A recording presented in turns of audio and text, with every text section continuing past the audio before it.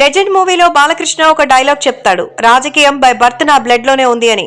ఏపీలో ఎలక్షన్స్ ముంచుకొస్తున్న వేళ ఇప్పుడు ఈ డైలాగ్ కొంతమంది సినిమా వాళ్ళకి సూట్ అవుతుంది. రాజకీయాల్లో అసలు ఎప్పుడూ కనపడని వాళ్ళు సీనియర్ మోస్ట్ పొలిటీషియన్స్ గా మాట్లాడుతున్నారు. వాళ్ళ మాటల్ని చూస్తుంటే ప్యాకేజ్ వచ్చిందనే విషయం అర్థమవుతుంది అనుకోండి. ఈ కోవలో తాజాగా చేరిన నటి యాంకర్ శ్యామల. ఈమె గురించి పృథ్వీ చెప్పిన మాటలు హాట్ టాపిక్ గా నిలిచాయి. యాంకర్ శ్యామల సినిమా ఈవెంట్స్ కి వ్యాఖ్యాతగా చేస్తుంది. అప్పుడప్పుడు సినిమాలో కూడా మెరుస్తుంటుంది. తాజాగా ఆమె మాజీ ముఖ్యమంత్రి, తెలుగుదేశం పార్టీ అధినేత చంద్రబాబు నాయుడు, జనసేన పార్టీ అధ్యక్షుడు పవన్ కళ్యాణ్ ఉద్దేశించి గుంటనక్క ముసలి తోడేలు అంటూ విమర్శించింది. ఆమె మాటలకి పృథ్వీ తనదైన శైలిలో కౌంటర్ ఇచ్చారు.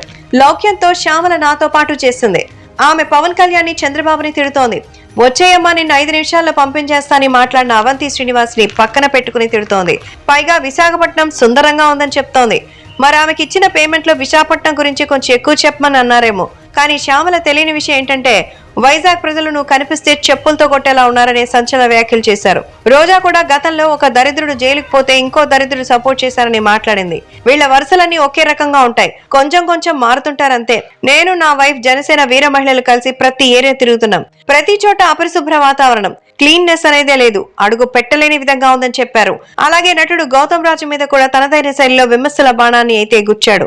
గౌతమ్ రాజు వైసీపీ కండువా కప్పుకున్నారు. పాపం వాడికి తెలియడం లేదు అనుభవంతో చెప్తున్నా. 10 ఏళ్లు కాపురం చేశాను, అదో టెర్రరిస్ట్ శిక్షణా శిబిరం.